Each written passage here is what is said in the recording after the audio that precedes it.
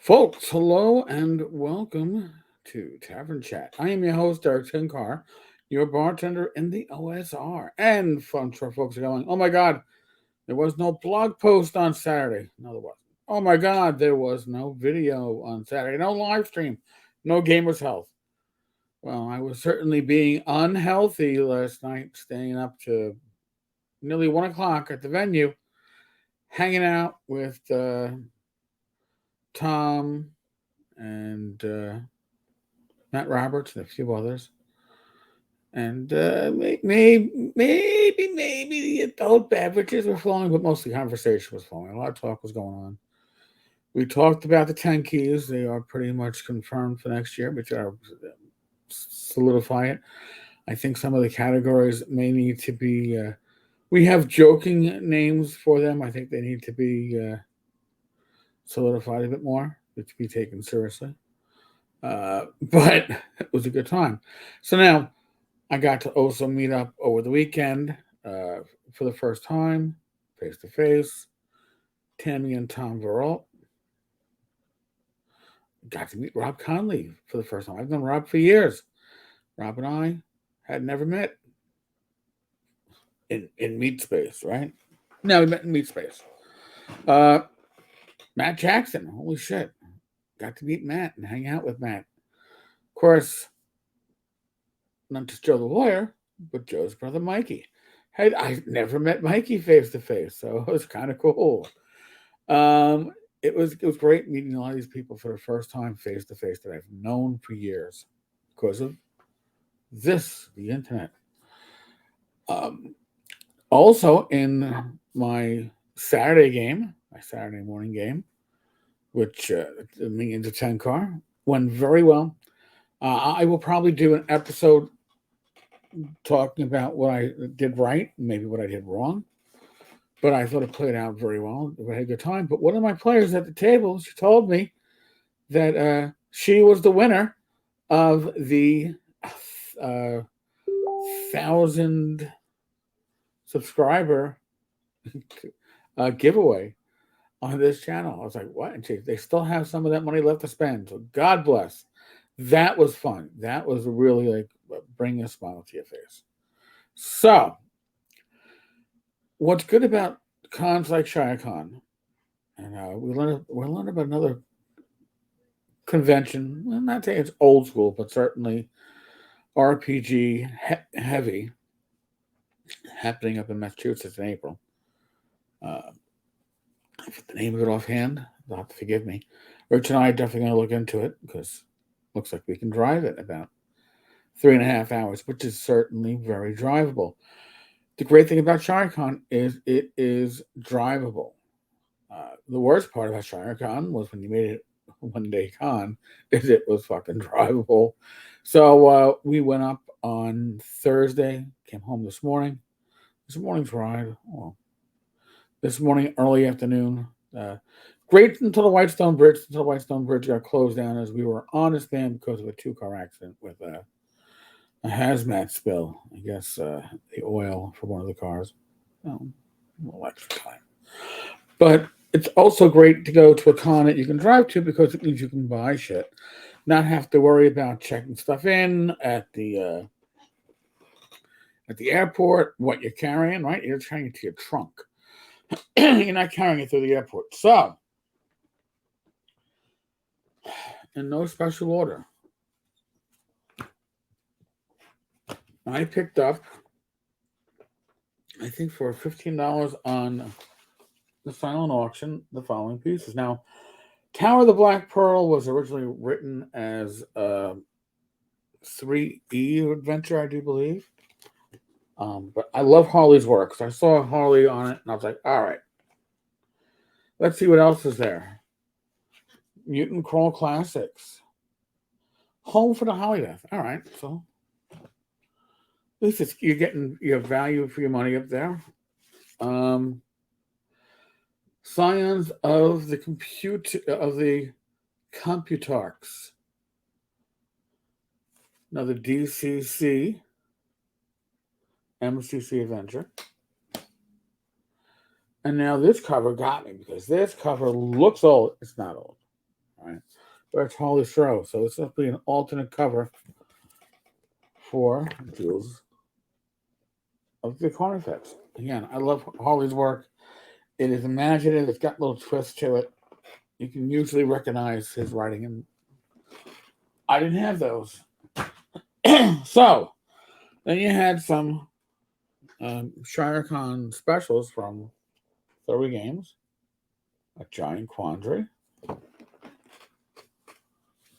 and that was last year's special. Now, last year I didn't make it to the con because I had car problems, but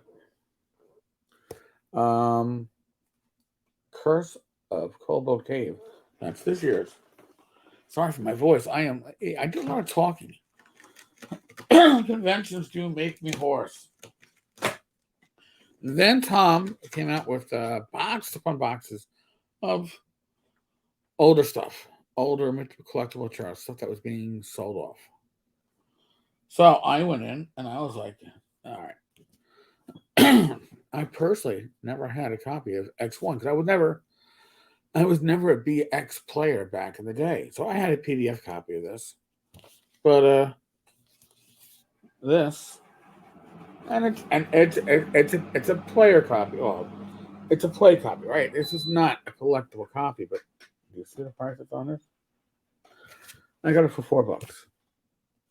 Well worth the time.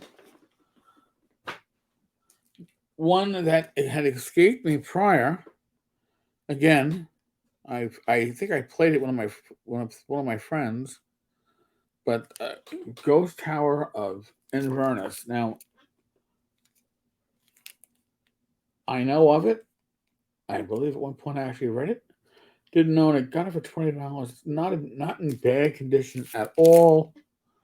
And I figured, what the hell? Next time I see Alan, probably at North Texas, I can get him to sign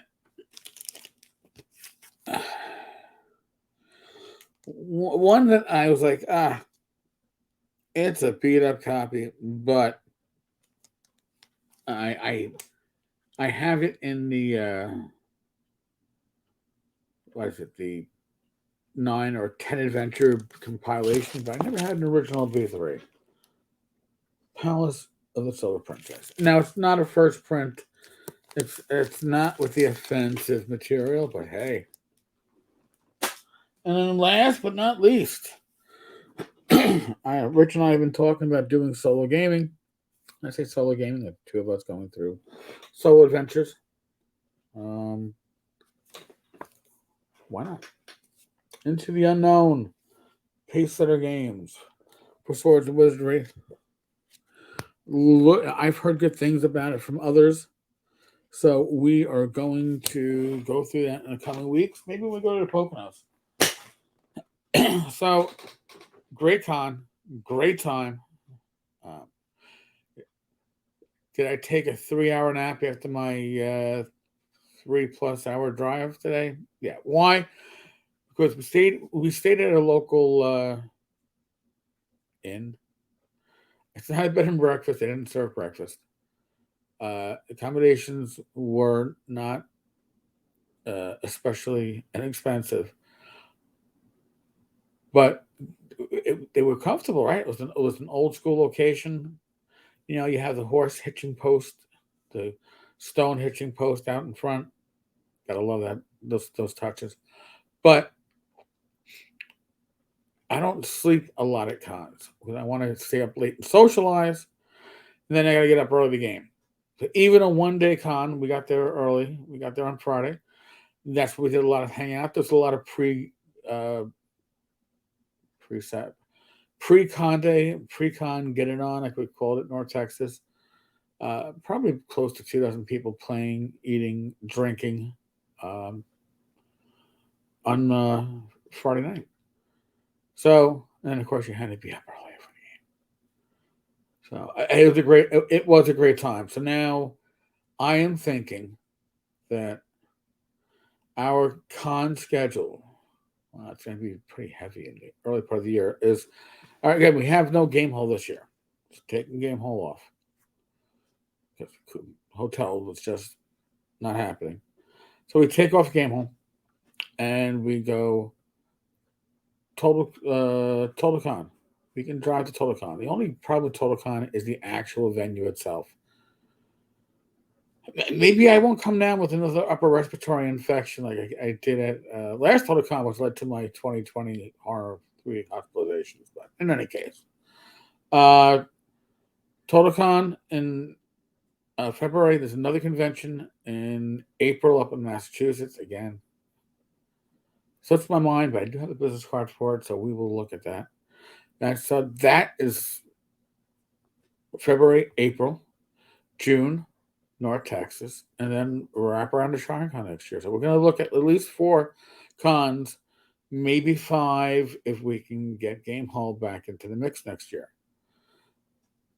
I can't complain. And Rach is happy for all the issues, enjoying this. We had a great time in Connecticut. Falls Village it's very quaint. It's spot on. It's amazing. It is. Blink and you drove through it. Don't blink. So, folks, that's the week. That's the recap of the weekend. That's the ShireCon recap. What else can I say? Thank you for subscribing. Our subscriber number is looking really good. If you want to be a member, if you want to support, join. It's $2 a month, $1.99, some crap like that. It literally just helps the channel, helps us fund new equipment for my co-hosts, whatever else we're doing with them, and help fund giveaways. Right? Giveaways are fun.